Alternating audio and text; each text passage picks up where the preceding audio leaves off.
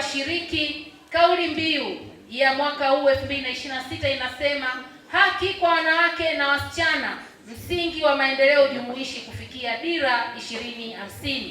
Kauli mbiu hii inalenga kujenga uelewa kwa jamii na wadau kuelekea kwenye maendeleo jumuishi, ikiwemo kutambua haki za wanawake na wasichana na kuhakikisha zinafanyiwa kazi kwa vitendo na katika kuleta mabadiliko ya kweli kama ilivyoainishwa kwenye nguzo ya dira 2050.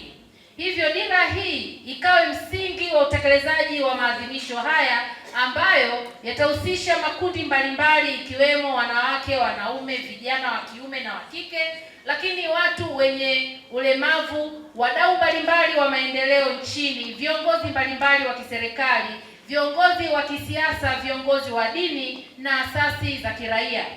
Ndugu zangu washiriki, mama zangu wapendwa wa kongamano hili, ikumbukwe dira ya taifa 2050 imetambua umuhimu wa wanawake na wasichana kupata haki katika sehemu ya jamii. Pia imehakikisha wanawake wajasiriamali wanawezeshwa kiuchumi na kupata kipaumbele kama ilivyoainishwa kwenye nguzo ya kwanza ya uchumi jumuishi na shindani sehemu ya 4.1.3 ya vyanzo vya anuai na ubunifu ya mapato. Ndugu washiriki, nawaomba wajasiriamali waliopo hapa mkawe walimu na mabalozi wazuri kwa wanawake na wasichana ili waweze kutengeneza bidhaa zenye ubora ambazo zitawezesha kupata masoko ya ndani na nje ya nchi. Ndugu zangu washiriki, ni muhimu sote kuhakikisha tunapambana na udhalilishaji na ukatili wa kijinsia kwa kuvunja ukimya pindi matukio yanapotokea kwenye jamii yetu. Kwenye hili naomba niweke msisitizo.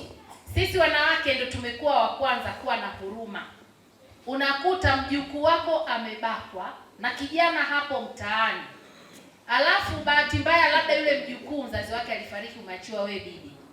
Sasa sheria inapotaka kuchukua mkondo wake, tumekuwa sisi tena wa kwanza kusema tunayamaliza kifamilia, tunatunza uovu, hao vijana wanaendelea kufanya matatizo huko kwenye jamii. Kwa hiyo niwaombe sana, ni muhimu tuweze kuruhusu sheria iweze kuchukua mkondo wake, lakini vile vile ni muhimu tushirikiane na vyombo vya sheria kutoa taarifa sahihi, kutoa ushahidi, ili tukiweza kumponya mtoto mmoja aliyepatwa na janga, kama ni amebakwa, kama amelawatiwa. Mmefahamu sasa hivi tatizo limekuwa ni kubwa sana. Tuliweza kumlea sana mtoto wa kike, tukadhani mtoto wa kiume yuko salama, lakini sasa hadi mtoto wa kiume sasa hivi wanaharibiwa. Tutakosa wababa miaka ya mbeleni, tutakosa wababa sahihi, tutakosa waume sahihi. Kwa hiyo tuwalee watoto, tuhakikishe wajukuu tunawatunza vizuri. Lengo ni kuona kwamba tunatengeneza kizazi cha kesho, tutakapoishiwa nguvu tupate warithi. Wakina mama oye! Oye! Pia nimshukuru Mheshimiwa Naibu Waziri Mary Priska Mahundi kwa kunialika kushiriki tukio hili. Mary Priska ni dada yangu, ni bosi wangu, nipo kwenye kamati ya ustawi na maendeleo ya jamii. Kwa hivyo mambo mengi na kubana tunaongea, lakini pia hatukujua tungeshiriki wapi sisi wanawake. Lakini nashukuru dada yangu umeniita kuja Mbeya. Nashukuru kwa moyo wako huo. Niwaambie wazazi wenzangu, mwapeleke shule watoto wasome, watoto wenye ulemavu msiwafiche majumbani. Yes, makofi kabisa kwa maneno kumi kwa ajili ya ulemavu tunaweza, na mimi ni mheshimiwa mbunge na ni mlemavu. Hivyo wazazi msikate tamaa, mwapeleke watoto shule. Na Mungu ametuumba hivyo. Nashukuruni sana pia kwa kuwapa fursa wafanye biashara na sio kukaa mitaani na kuombaomba.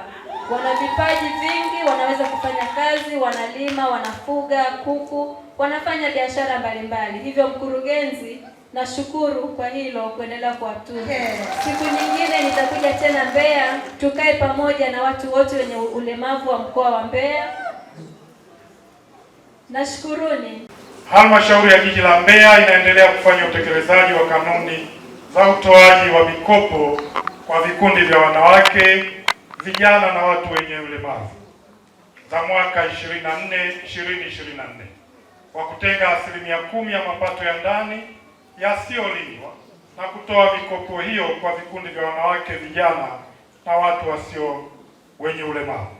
Kwa mwaka wa fedha 25-26 katika robo ya pili, halmashauri imetoa jumla ya shilingi bilioni 1,085,000 kwa vikundi 45, ambapo shilingi milioni 537,680,000 imetolewa mwezi Agosti 2025 kwa vikundi 16 vya vijana vilivyopata mkopo wa zaidi ya shilingi milioni 213 na vikundi 12 vya wakina mama vilivyopata shilingi milioni 324.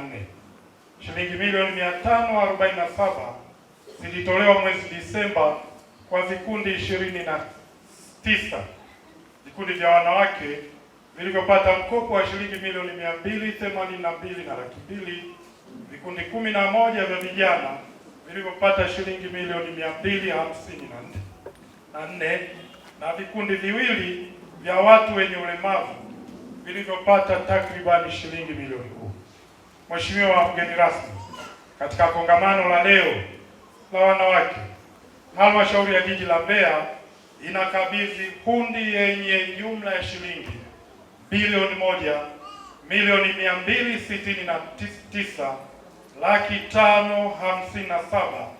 1,269,557,940 ambapo zimetolewa mkopo kwa vikundi vya wanawake, vijana na wenzetu wenye ulemavu. East African Spirits Company Limited ni kampuni inayojihusisha na uzalishaji wa pombe kali na bia. Kampuni hii ilianza mnamo 2018 ambapo ilianza na line ya plastiki. Tulianza uzalishaji wa bidhaa yetu inayoitwa Diamond Rock. 2019 tukaanzisha line yetu ya line ya glasi ambao tunazalisha bidhaa yetu pendwa Hanson's Choice. 2023 ndipo tulipoanza ku blend na ku manufacture beers zikiwa ni Hanson's Light, Goldberg, Basembi ambayo imeunga mwaka 2024 na Hanson's Dry iliyoanza uzalishaji mwaka 2025.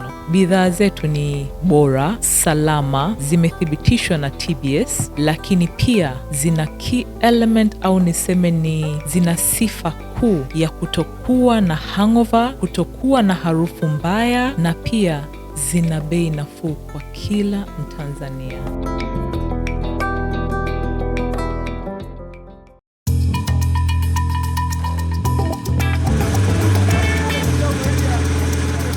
Kutoka ndani ya kina cha ardhi, kazi ni jasho, kazi ni bidii, kazi ni uthubutu wa kweli.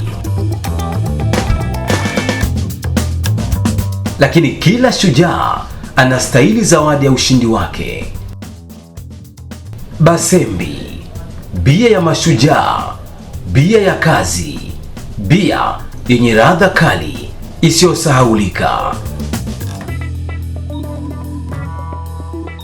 Haina hangover, ina nguvu. Ni chaguo la wanaume wanaofanya kweli. Basembi Extra Lager, kazi imeisha, sasa ni muda wa ladha safi.